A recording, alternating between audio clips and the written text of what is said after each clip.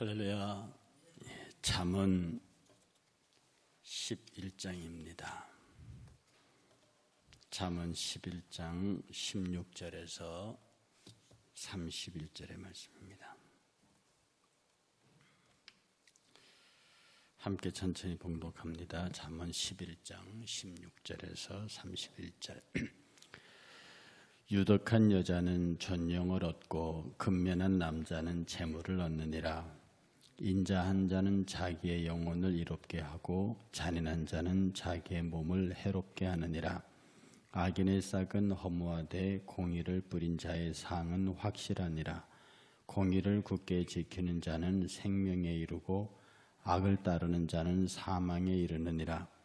마음이 굽은 자는 여호와께 미움을 받아도 행위가 온전한 자는 그의 기뻐하심을 받느니라. 악인은 피차 손을 잡을지라도 벌을 면하지 못할 것이나 의인의 자손은 구원을 얻으리라. 아름다운 여인이 삼가지 아니하는 것은 마치 돼지 코의 금고리 같으니라. 의인의 소원은 오직 선하나 악인의 소망은 진노를 이루느니라. 흩어 구제하여도 더욱 부하게 되는 일이 있나니 과도히 아껴도 가난하게 될 뿐이라. 구제를 좋아하는 자는 풍족하여질 것이요 남을 윤택하게 하는 자는 자기도 윤택하여지리라. 곡식을 내놓지 아니하는 자는 백성에게 저주를 받을 것이나 파는 자는 그의 머리에 복이 임하리라. 선을 간절히 구하는 자는 은총을 얻으려니와 악을 더듬어 찾는 자에게는 악이 임하리라. 자기의 재물을 의지하는 자는 패망하려니와 의인은 푸른 잎사귀 같아서 번성하리라. 자기 집을 해롭게 하는 자의 소득은 바람이라. 미련한 자는 마음이 지혜로운 자의 종이 되리라. 의인의 열매는 생명나무라. 지혜로운 자는 사람을 얻느니라. 보라, 의인이라도 이 세상에서 보응을 받겠거든 하물며 악인과 죄인이리요. 아멘.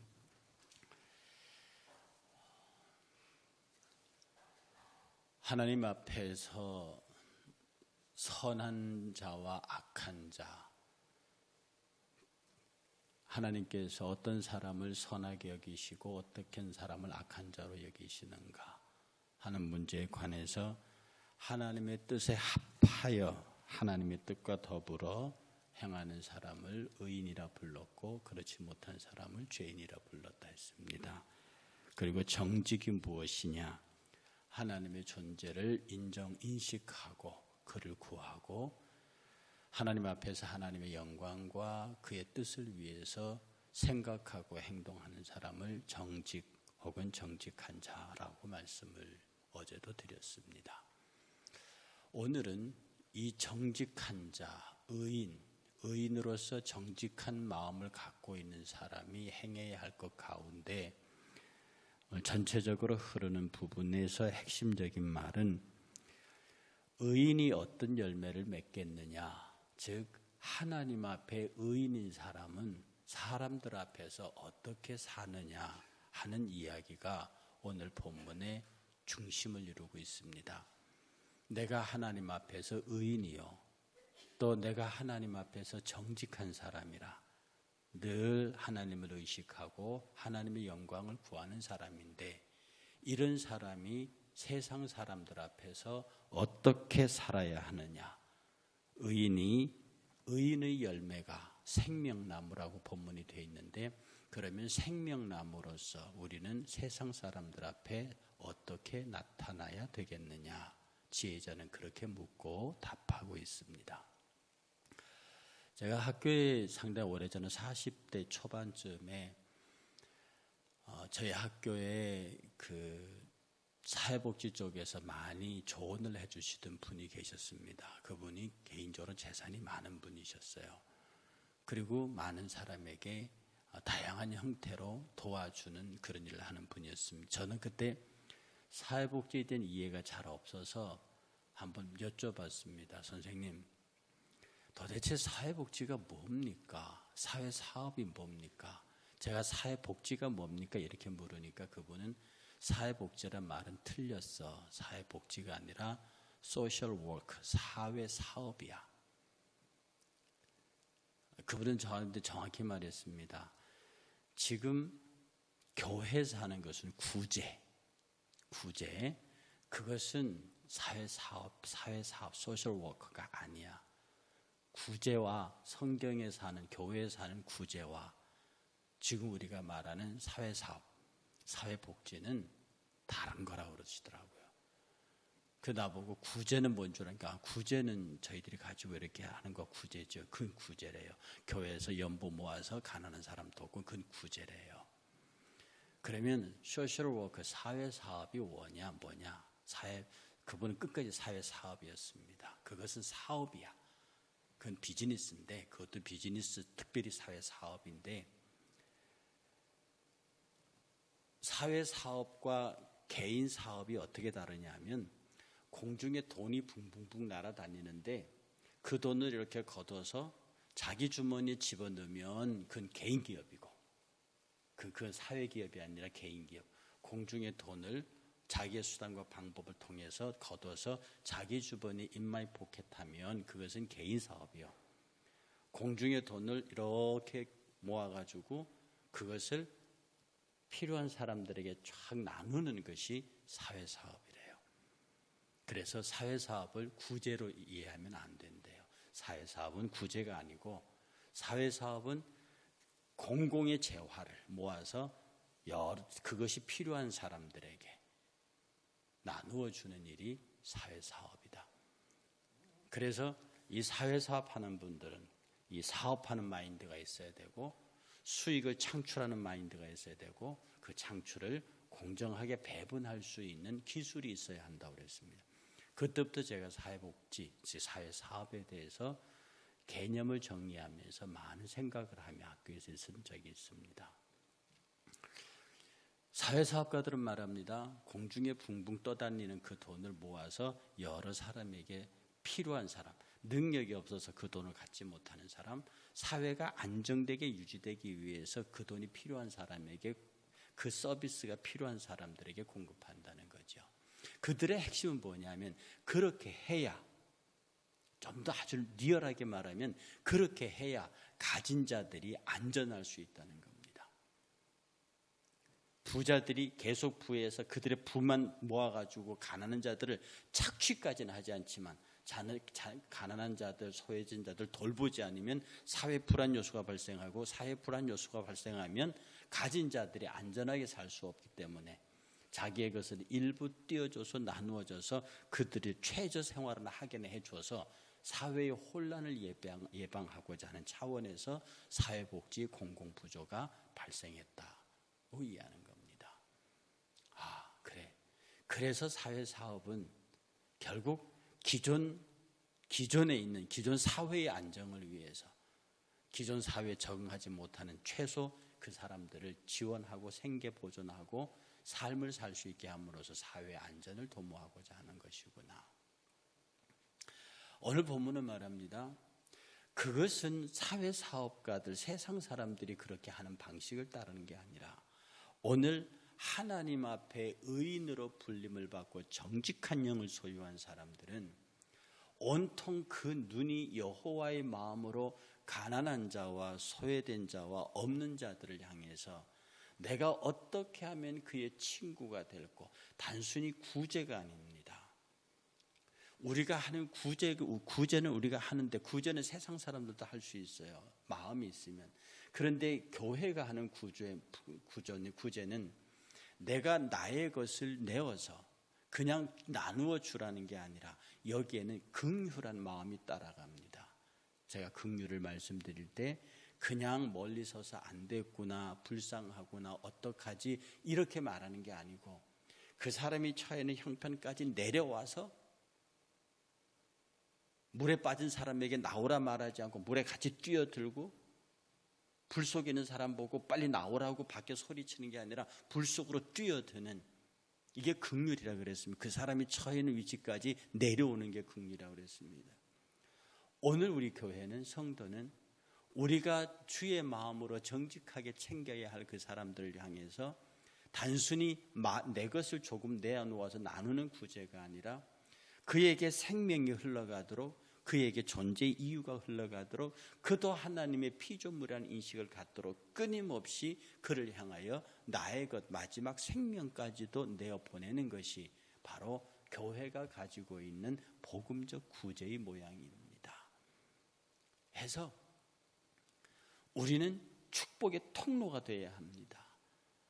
모든 물질이 여러분이 종착역이 되면 안 된다고요. 구두쇠가 뭡니까? 들어오면 안 나가는 겁니다. 구두쇠는 사회학입니다.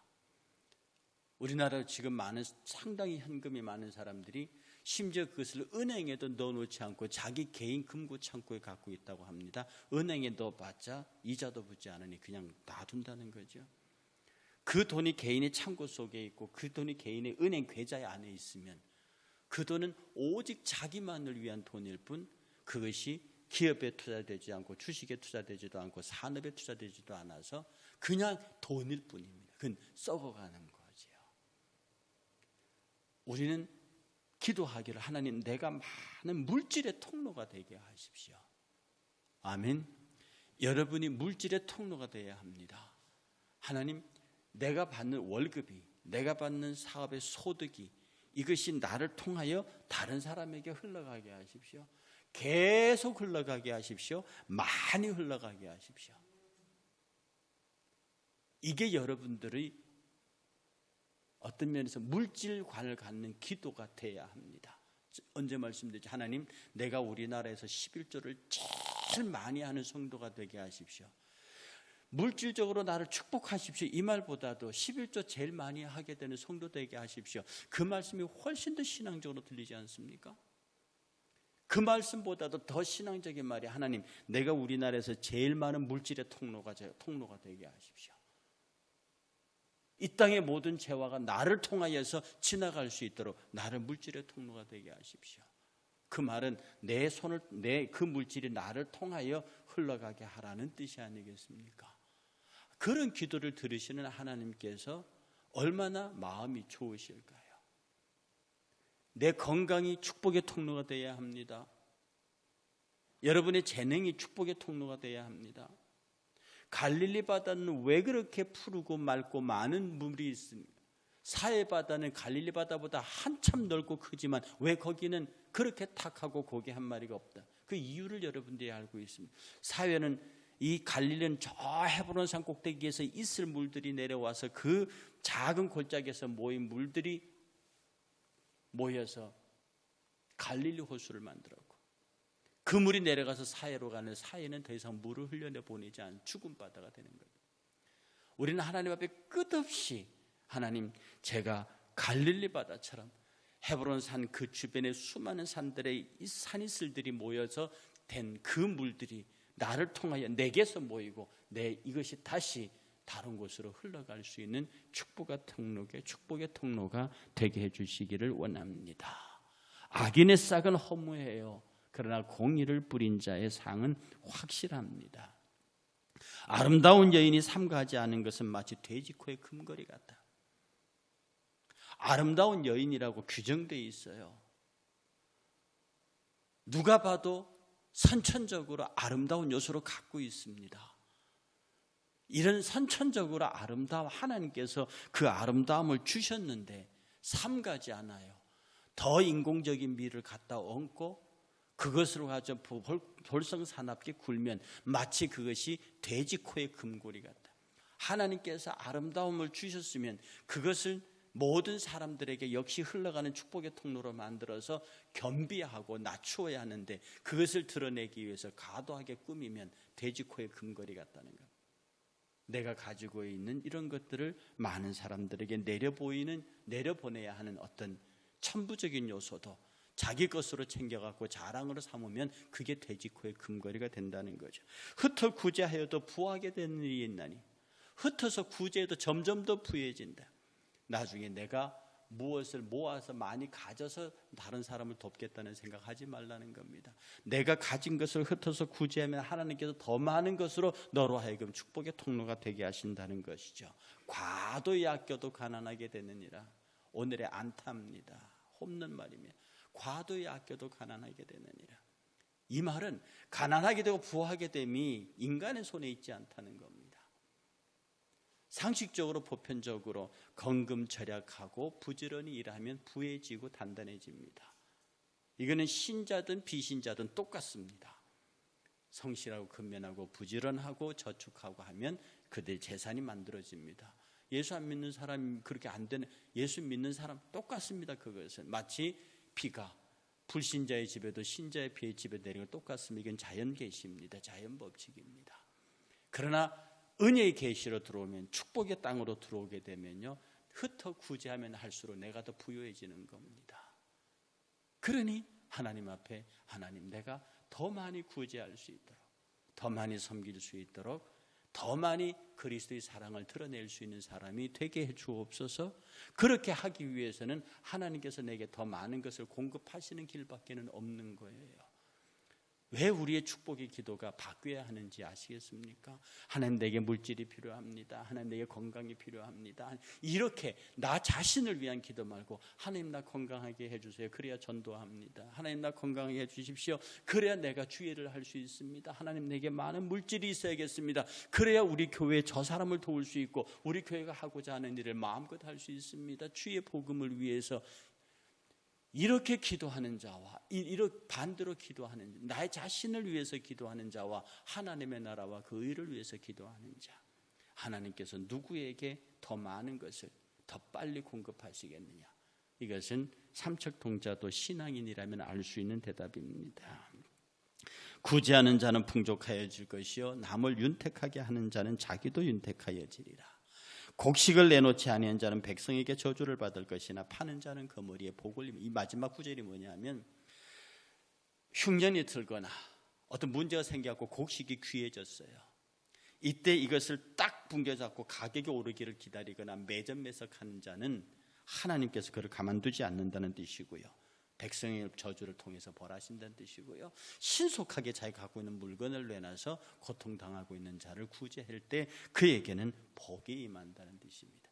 어쨌든 환경과 조건이, 이건 정말 돈을 벌 수 있는, 지금 이것을 매점하고 매석하면 내가 수많은 돈을 벌 수, 지금이 찬스다, 이렇게 해서 다른 사람들의 눈에 눈물을 흘리게 하면서 내 이익을 취하려고 하는 것, 하나님께서는 그 머리에 벌을 내리시겠다고 하는 뜻입니다.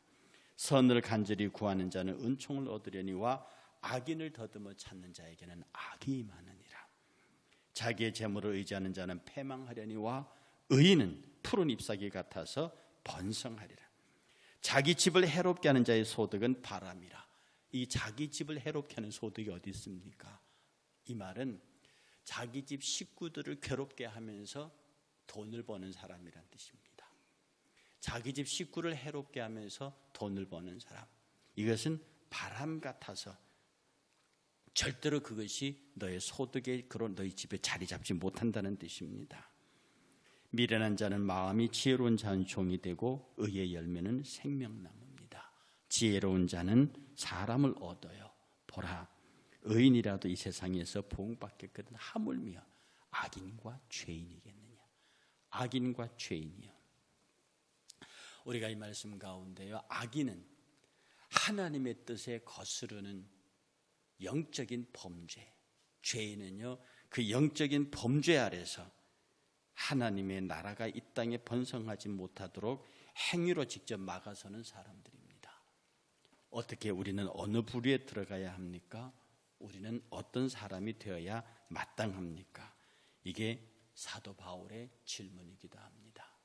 사랑하는 여러분, 오늘 말씀 가운데서요, 하나님 내가 축복의 통로가 되게 해주십시오. 내가 생명나무로 삽니다.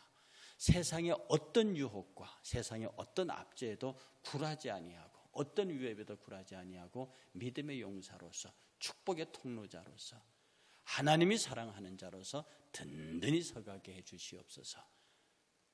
오늘도 여러분이 축복의 통로로 주 앞에 나타나시기를 주의 이름으로 축복합니다.